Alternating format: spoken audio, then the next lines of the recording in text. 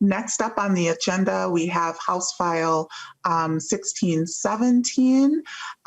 Vice Chair Hassan, would you like to move your bill? Yes, Madam Chair, I move House File, what's the number? 1617 to be referred to Committee in Education Finance. Thank you, Vice Chair Hassan. I believe that you have an author's amendment. Would you like to take that up now to get the bill in the shape you'd like? Yes, Madam Chair. Would you like to move that amendment, please? I move, yes, so moved, Madam Chair. Any discussion to the amendment? Can I quickly explain what the amendment does? Yes, Vice Chair, please do.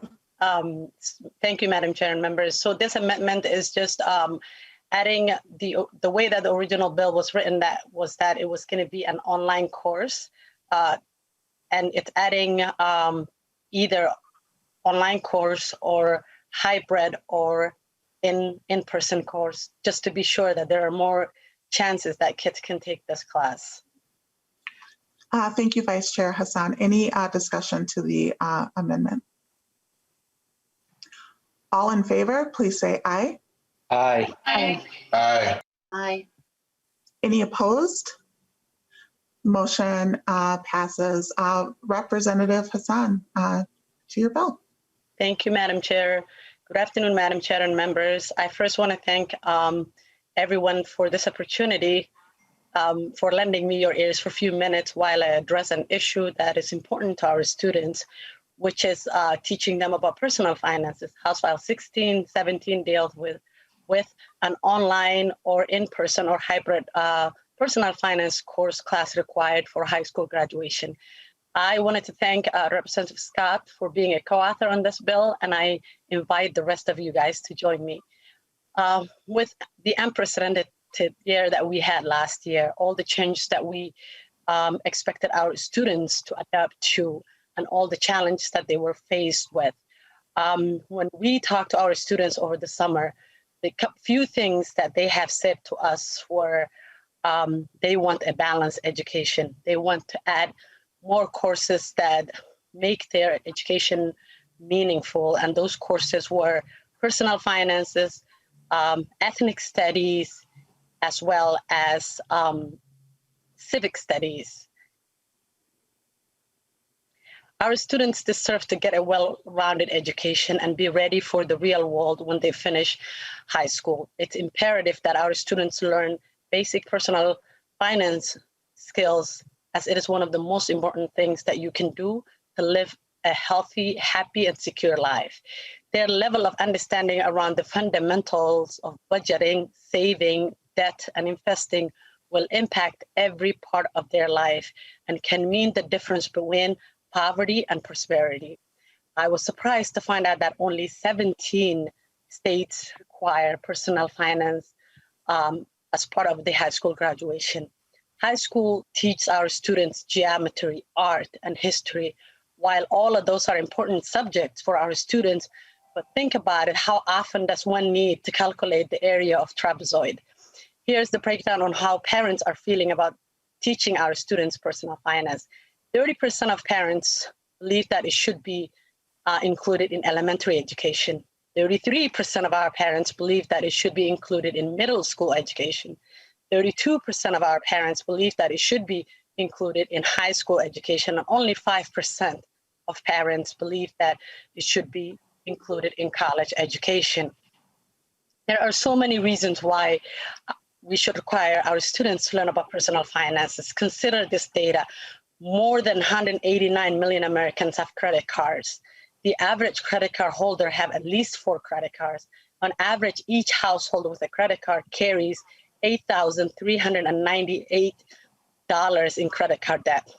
Total US consumer debt is $13.86 trillion. That includes mortgage, auto loans, credit cards, and student loans. Being in debt increases the chances of someone having a higher levels of stress, which leads to anxiety and depression. And as we know, the generation today is the most stressed, the most obese, and have the highest depression and mental health issues. There is a clear link between suicide and being in debt. People who commit suicide are 8 times more likely to be in debt. Lastly, but not least, the lack of financial knowledge has an adverse impact on our young people's future, including but not limited to divorce, poor health outcomes, depression, anxiety, and bankruptcy. With that, Madam Chair, I stand for questions. Thank you, Vice Chair Hassan. We'll move into public testimony before we have member discussion.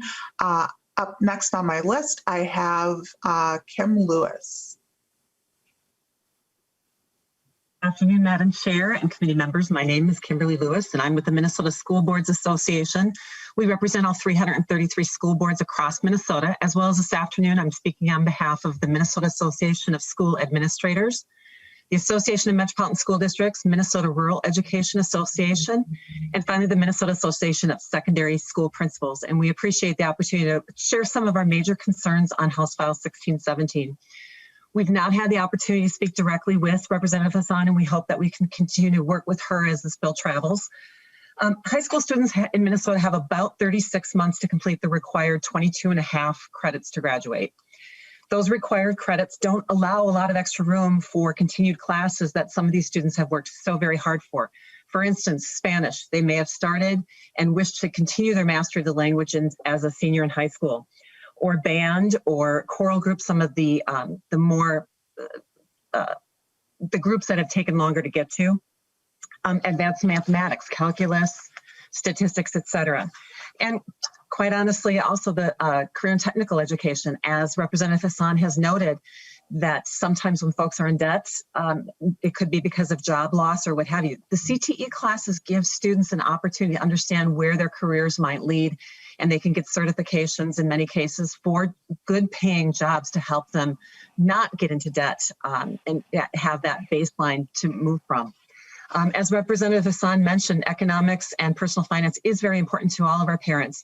And in fact, economics or personal finance is embedded in the curriculum starting in grade 3. So it does go throughout elementary school, middle school, and high school. In high school, there are sections of personal finance in the standards where financial goals, making a financial plan, considering budgeting and asset building to meet those plans and goals are discussed and taught. Evaluating investment options such as risk, return, liquidity, etc., are offered. To evaluate the benefits of cost of credit and describing the 3 C's of credit: character, capacity, and collateral. Those are all standards that are within the economics or personal finance curriculum. A major concern of ours, schools would be required to offer this class online, would need to be state-approved online providers. And it seems that Representative Hassan's amendment may have taken care of that. But in order for a district to offer classes online, they have to be an approved vendor or an approved process, go through MDE. So in order to offer that class, they would have to go through that process.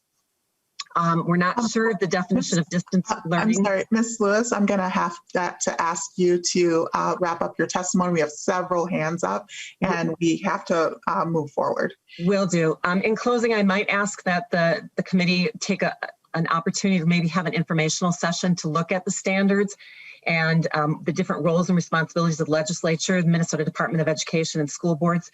And we urge you to allow the school boards and administration to work locally to determine graduation requirements. Thank you very much. Thank you for your testimony. Is there anyone else on the Zoom who wishes to speak for or against this bill?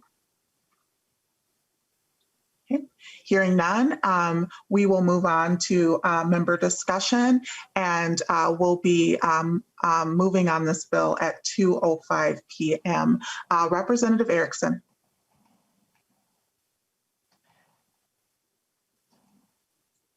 Thank you, Madam Chair. Just to comment, this is a mandate, and it's going to be among the 75 new mandates that are in the department's policy bill or would possibly become a part of the omnibus policy bill. So Representative Hassan, even though I think your efforts are laudable because we want our students to understand finance, budgeting, et cetera, to place another mandate in a school year, this coming school year, in which I think districts are going to have to focus on closing the achievement gap and looking at lost learning more than adding, I would ask you, to think carefully about moving this forward at this point, even though it's certainly a good goal to have. But, when we're adding that many mandates in one, fell swoop of a session, what can we expect to happen in our schools? There's going to be a lot of consternation about, as Ms. Lewis said, this requires an approval of a course because it's done online. There's a cost to that. We have some economics in the present social studies standards that include personal finance. They supposedly will be in the revised standards, but there are some issues that we have to think about before we move forward. Thank you, Madam Chair.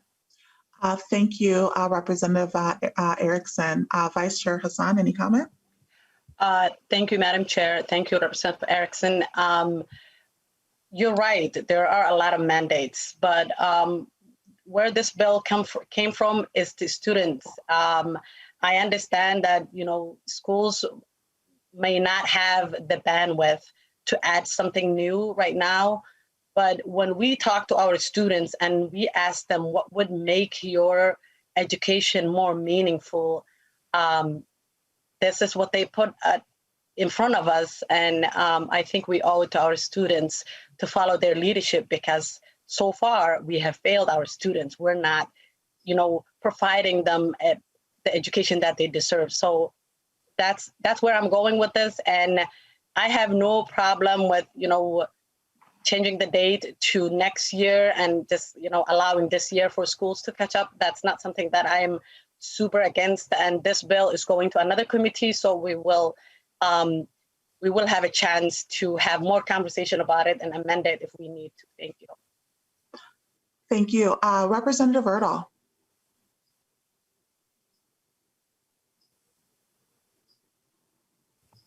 Thank you, Chair Richardson and Representative Hassan. Just a statement here. I think that we need to do something, but I fear that we won't be reaching all the students we need to reach with this bill.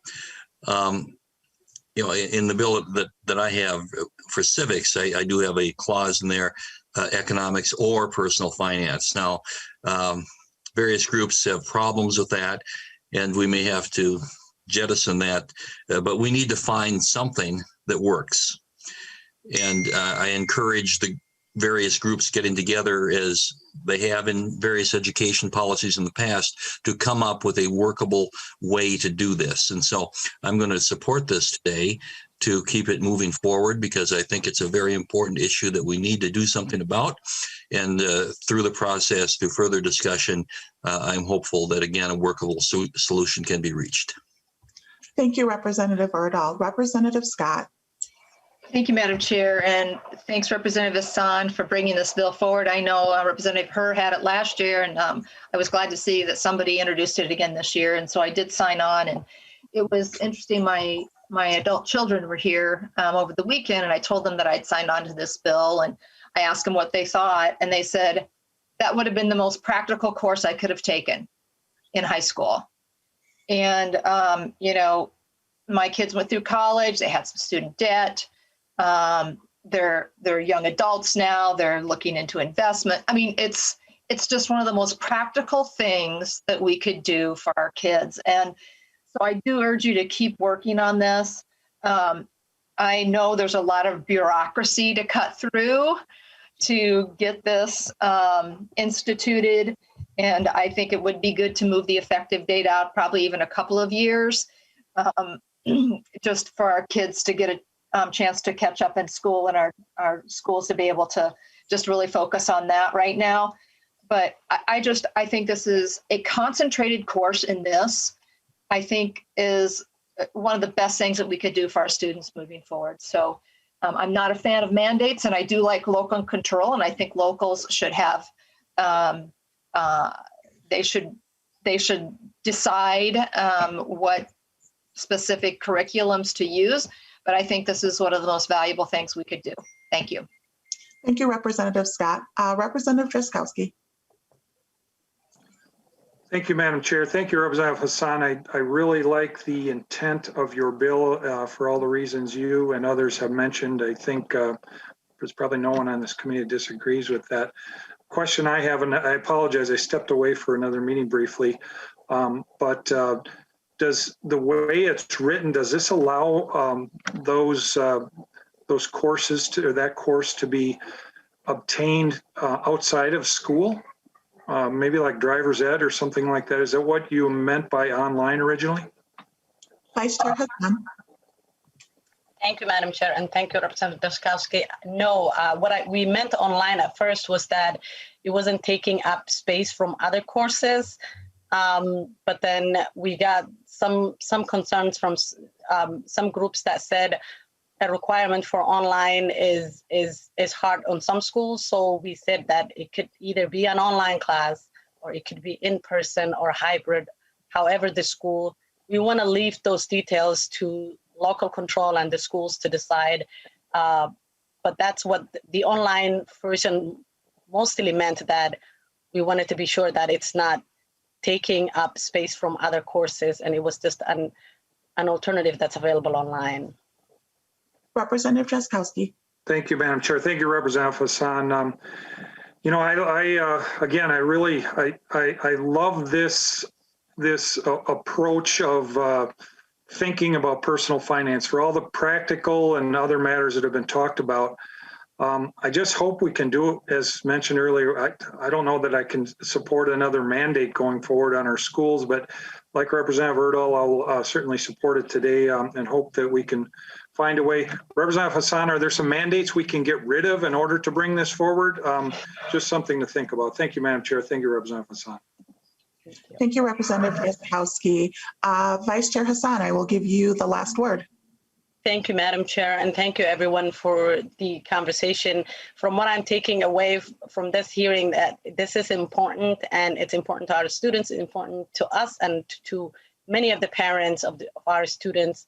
So I am open to, the Representative Erickson echoed on adding something new this year because of all the challenge that our students are facing. I'm open to the idea of postponing it, changing the date to a different date, but this is not the end of it. I'll see many of you guys in education finance, and we'll have more discussion. Thank you, Madam Chair, and I ask for your support. Thank you, Vice Chair Hassan. Vice Chair Hassan renews her motion to re-refer House File 1617 as amended to the Committee on Education Finance. The clerk will take the roll. The chair votes aye. Vice Chair Hassan. Aye. Representative Erickson. Aye. Representative Drazkowski. Aye. Representative Bennett. Aye. Representative Berg. Aye. Representative Bowe, excused. Representative Christensen. Aye. Representative Edelson. Aye. Representative Feist. Aye. Representative Frazier.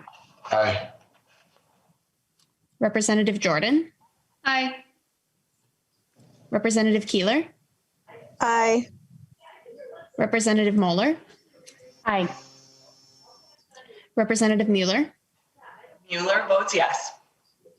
Representative Poston. Poston, aye. Representative Scott. Aye. Representative Erdahl. Aye.